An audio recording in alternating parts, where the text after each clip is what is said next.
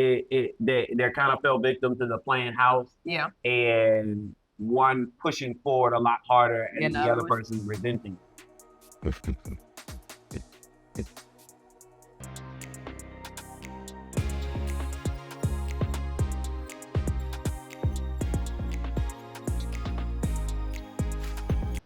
Welcome to TalkGame Season 2. And we're your hosts, GQ and T.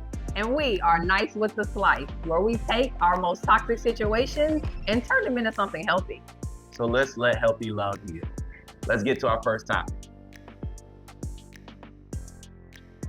Here's the scenario. A man meets a woman, and he's kind of down on his luck. They eventually start talking and get serious, so he moves in with her. She has an okay job as a caretaker, and he works 2 jobs, but they don't make as much as hers does. Their relationship is going good. After about 2 years, the guy takes a dream job and is able to pay all the bills and hold the family down financially. The only caveat is they have 1 car, and he works far and sometimes has to leave the country. So he has to pick up and drop off his girl from work. He was never late picking her up and dropping her off, but she became resentful of his job, but really didn't tell him why. He feels that the girl is not happy with the role reversal now that he is taking care of everything and is confused why she isn't happy. She is not happy that he isn't home more and is uncomfortable with her new role. Who, if anyone, is wrong, and how can this situation be fixed? More money, more problems, baby. That's what it sounds More like. money, more problems. We'd love to hear your answers to his question down here in the comments. Let us know. So my man here, it seems like there was something else. You think there's more to it? There's like, he didn't have a lot of facts, and this is why I'm gonna crucify him a little bit. Oh, okay. Where was his investigation of why she was feeling bad? Even if he asked her and she was like, oh no, but you know there's a problem, like sometimes you gotta sit down and you gotta create the atmosphere for your partner. Like, hey, we falling, we break it, and I'm trying to save us. Tell me what's wrong. He didn't really have much to say he did to even find out. Now, I think it's great that he got a new job. And I think it was hitting him that he wasn't making as much as her, but he was grinding. Yeah. And it might have been a couple other things because I noticed was bothering him. Not because I'm saying it bothers men, but just from the way he was speaking. Mm-hmm. Hopefully he didn't get too hardy with the money. Okay. Talking about, now I got everything now. It's on me. I got this. I'm gonna make all the decisions because you didn't make the decisions beforehand. Okay. And then also, maybe it was a little bit of her loss of control. Mm-hmm. And it sounds like it happened fast. Like, he got the dream job. Yeah. Boom. So you know what? I'm paid. One thing that I can say that I've seen firsthand is that women can have what I like to call a mommy complex too. Mm-hmm. Where they get these men that may not make as much money as them, or they may not be as stable as they are, and so they oversee them like their mother. Mm-hmm. And whenever they hit that, you're not their mama no more. And so now you don't feel about them the same way, because there are so many people who be with people who they know they're a little bit over, and they like that power, they like that control. Mm-hmm. And he might have really been in it because he really felt for old girl. He really loved old girl. Even though he was working 2 jobs and he still wasn't making as much as her, he was still working 2 jobs. Like, he was still trying to pull his weight. Right. And he does, from the story, the vibe doesn't give me macho, like he got to flexing on her when he got it. He was very confused. Right.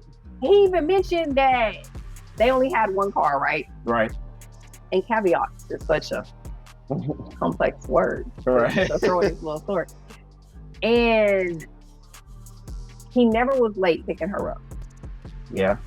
That's big. Because I know there be these stories where these niggas don't have a job at all. Oh, they can't never be Hey, on time. where are you in my car, baby girl? They acting like baby boy. Where are you? What's going on? And you just sitting there waiting, and you the breadwinner. He now was making more money. Right. He was still always there to pick you up. He was still always on time. And I get it that sometimes your presence can be everything to somebody, right? Right. And now they gotta be separate a lot more because he said sometimes the job take him out the country. But this is whenever I like to ask that question. Do you want a man that has money? Or has time? Or has time? Right. You want a successful man? That he gotta be gone sometime. He got stuff to do, he got moves to make. Or do you want a man that just has all the time? And no money. And no money. Now you're gonna complain about the money. You know what? The one thing I do like about sis though is it never seemed to complain about the money. That's because she was in control. But maybe not. He didn't feel like she was controlling. He may not have felt like she was controlling, but I think that she felt like that level of control, that level of power is a little different when you're the breadwinner. Well, what makes you say that? I told you because I've seen it. Like you No, literally. but what makes you say that with her in particular? In this story in particular, just because of the mood shift in the way that things changed, he didn't seem to change. Right. He was still picking her up on time. I'm sure he was still leaving the car with her whenever he left to go to another country. Right. It doesn't seem like he did a lot of changing. Right. It seems like the mood shift took place on her side. And now she's like, I'm uncomfortable with you traveling. Why? What made you uncomfortable? Because it says that in the letter, she became uncomfortable. It never says that he cheated on her. It never says that she had any reason to feel uncomfortable. Now she's just uncomfortable with it. Right. It's almost like saying, I'm uncomfortable with this new level of growth you got. So what it sounds like, what you're putting together here is he grew in the relationship and she needed to have grown with it. Yeah. Because now we had a new standard.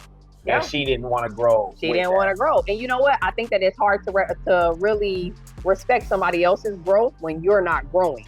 Yeah. Because I always look at it like, if you are growing, you respect that somebody else is growing. Yeah. It's just like I practice so much self-love and so much self-grace and unconditional love for yourself. That way you can give it to somebody else because you understand it. It's the same thing with boundaries. If you set boundaries that you respect for yourself, you expect somebody else to respect those boundaries. Now when somebody else has boundaries, guess what? You start to respect You understand how to respect them. So I think that she didn't grow with him. And I think he started growing, he started moving, and I think that she did it.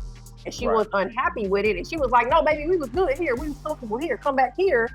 And whenever you start growing, you know, I'm not coming back to this level, baby. I passed level 16. Right. I'm at level 32. Right. I'm not coming back to 16. That's just crazy. Who does that? Right. So I think that was a piece of it for her. So she blocked her own blessings.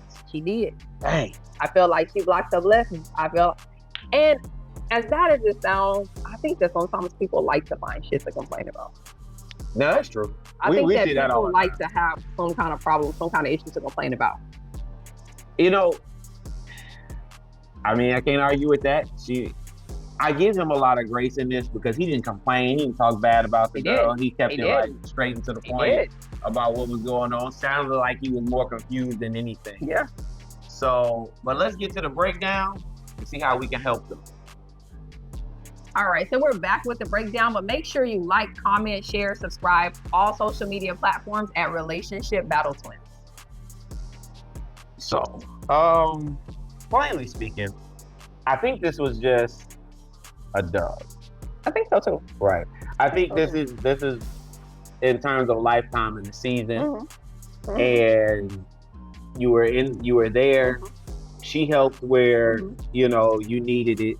You all based your relationship off of that. Yeah. And I hate to say it like this, but he outgrew her because she didn't grow with him. He did. And so some relationships are just that. Some relationships, like one person is moving faster or in another direction and you let. But I also think this is the problem with playing house. Okay? When you start. You don't like to play house?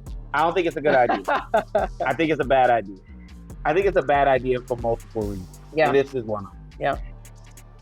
He had the 2 jobs, wasn't making enough. It almost sounds like they got together off survival.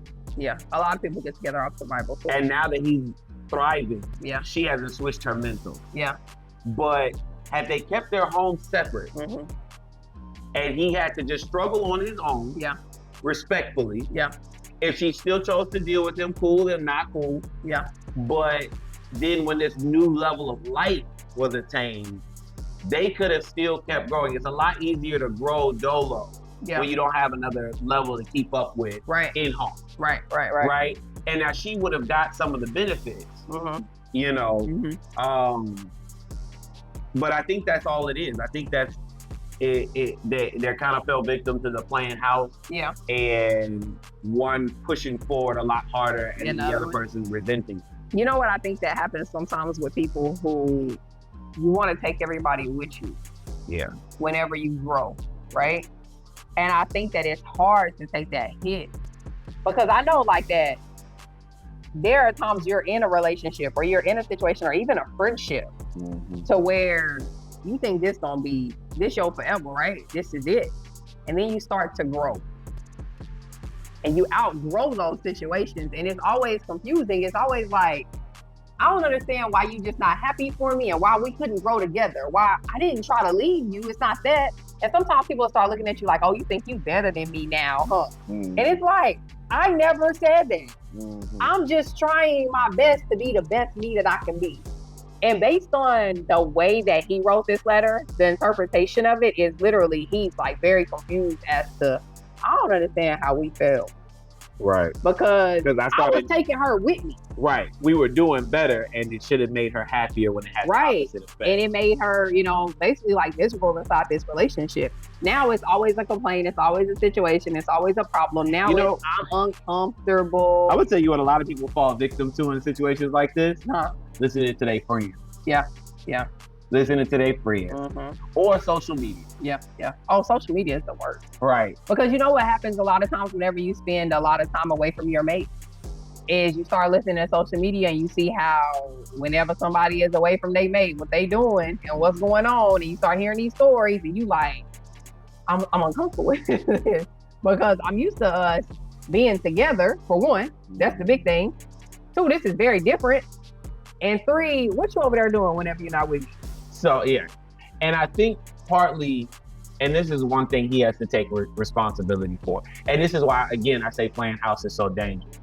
Had he been a husband in this situation and his wife couldn't take him being out of the country like that, he might have to choose between his family. And because she may not mentally be able to be, you know. And so he's got to make that choice. But because they not married, he technically don't have to make that choice. And I mean, not for nothing, I don't feel like you should when you're not married. How does that sound? I feel like sometimes you have to put what's best for your life personally together. Right, but they live together, which makes it more complicated because now you're trying to make the house work. You're trying to make the house work. You're trying to make the relationship work, but you're also trying to maintain your independence. When that doesn't work, you can't maintain an independence when you own a team. You can't maintain an independence when you own a team. It doesn't work because at some point they're gonna come in conflict. And this job did in her way of her thought process about it because it sounds like she voiced her opinion about I'm uncomfortable about you, but he's not gonna give up his good job. You know, I've been waiting on this job. Baby. I've been working 2 jobs. Now I gotta work 1 job and I make more money than that job and your job. So why would I give up this? Right, which is the thinking, but on her end, whatever her level of uncomfortability is with this, she feels like that should outweigh. But because she hasn't given him headship over her, it's not gonna work. So they can go their separate ways. Which ultimately, is what. So I get that. I think you have a lot of good points on playing house. Maybe that ain't the best thing to do. I think, and then you definitely got to give him more time. And I think you have to have a very solid foundation of not playing house. Right. And I think that that's a very hard concept to look at. Why? Because so many people hop in and play house. But you're right, you play house out of survival. Right. And then whenever you're not in that survival mode, it's crazy to really be dating somebody for real and date them and you go to your house and they go to their house it's a whole nother level of experience. That's why a lot of times now, whenever people are like trying to be super serious in relationships, I'm like, you might need to get you together all the way first, right? Thanks. That way you're not playing this house situation. You don't find yourself in a survival relationship. Thanks. And it makes dating a lot more fun. Yeah. It eliminates one big argument that all couples seem to have. What's that? Their financial argument. Oh, man. When both parties have their stuff together financially, yeah, y'all can date each other. Y'all can date in a very, very, very comfortable type scenario. Yeah. Because now guess what? You ain't got to be around each other just because we got to be here for financial situations. We on survival. We trying to help each other just survive. No, we're thriving in life. We can grow. Right. You know, I'm gonna tell you the most common argument we run into is, well, I'm always over there, or she's always over here. Yeah. But there's two separate living spaces. Right. Right. One you control, one she controls, and you get to see how they dictate their space. Right. And you get to go back to your separate corners when there's a fight. Right.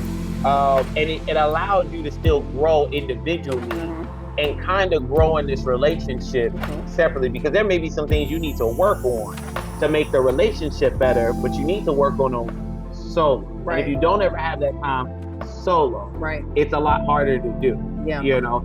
And the other part is a lot of people move in together based on trust. Right. I don't trust you living by yourself.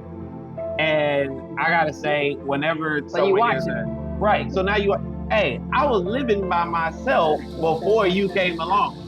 And whatever I was doing, I'ma continue doing it. Right. So I think there are a lot better aspects to waiting to move in. I think anything under a year shouldn't even be a discussion about moving in together. And me personally, I think you should take a little longer than that. Like, you have to experience some things, you have to deal with some things, you have to really get into the mold before you ever join two households. Yeah. Because and you have to take notes. People say, oh, you could be with somebody, but you'll never know them till you live with them. Why is that the standard? Yeah. Maybe you weren't paying attention enough. Yeah. Because I can see the way you keep your home. Yeah. Because there are, as life progresses, there are different situations that come up, right? Let's say I gotta pick you up from the street because your car broke down and take you home. Are you gonna tell me I can't come in because it's a mess? No. Right. So even if I get to see how you keep your house when you don't know I'm coming over. Right. Stuff like that happens. Yeah. You know what I'm saying? Like, or you only have this done when you know I'm coming. Yeah. But see, you didn't know I was coming. Yeah. Now I get to see, you know, how you do that. Or if I'm there for a little while and I'm in your space, you get to see how I conduct myself in my space as versus your space. Am I respectful of your things? Am I respectful of your area? Am I respectful of your space when you don't want me in your space, but I gotta be in your space? Right. If for some reason we get drunk and we go out of town, or we go out and now we're back at my place, but I don't really want you here, but you're not feeling well, do I kick you out? Yeah. Do I move you out of my space? Do I leave and just let you have the space? Like, how do I deal with that moment of not wanting you there? Right. But you're there. Yeah. You need time to experience these things naturally. They don't happen when you move in together. You know, a lot of your marriages from back in the gap that last way longer than these new age marriages that be lasting 2.5 seconds. Right. A lot of them didn't live together prior to getting married. Right.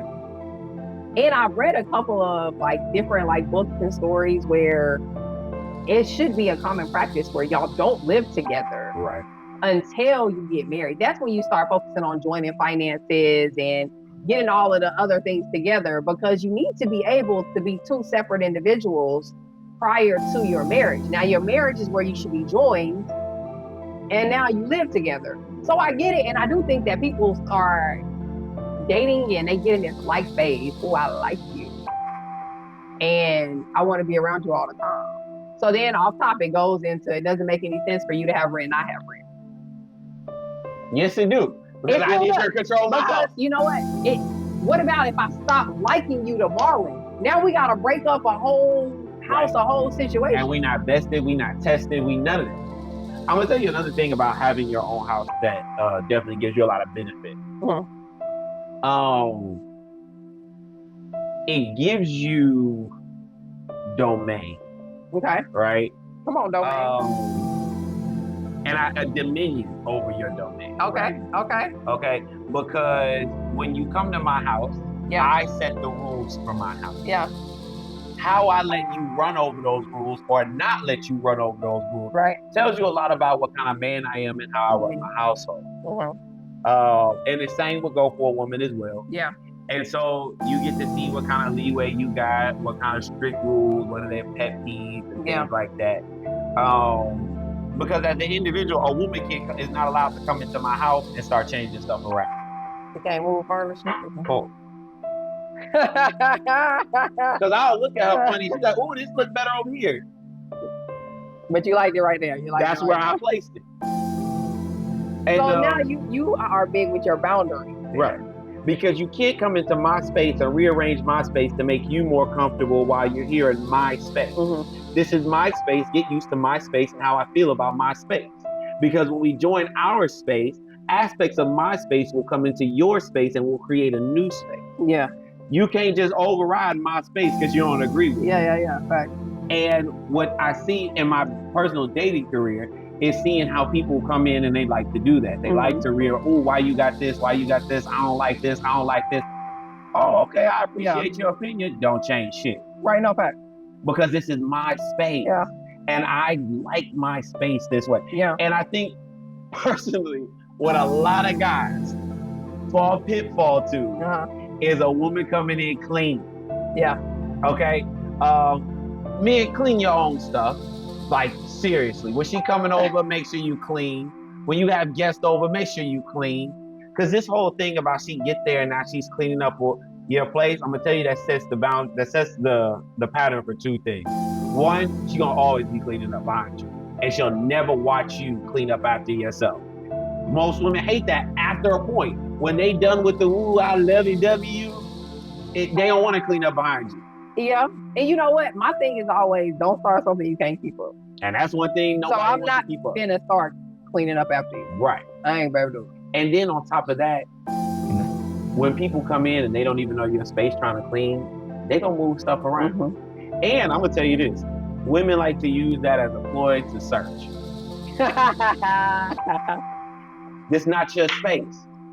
Don't go through I will never forget, I caught a woman going through my stuff in the bathroom, right?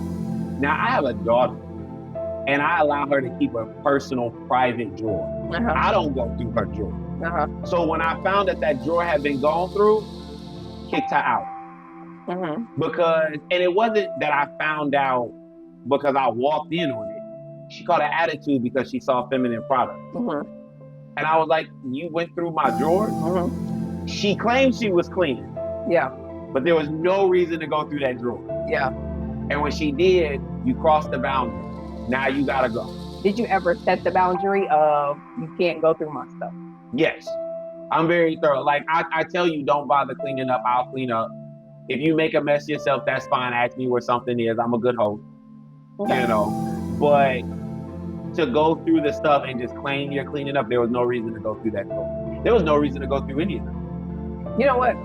Even if you were looking for something, the stuff she claimed she was looking for wouldn't have been in that drawer. You know, I think that one of two things happens whenever you're going to catch an attitude about like something that you found while snooping. Okay. Either one, you have to admit that you were snooping. And I feel like your better argument is, yes, I was looking through the shit that I was supposed to be looking through, but this is what I found. Because now you eliminate why was you in that drawer? I was snooping through some shit. I know I wasn't supposed to, but I was. And this is what I found this situation. Or, second thing you could do is, you find it, shut the fuck up. You can't say nothing because your ass was snooping. I'm gonna tell you like this.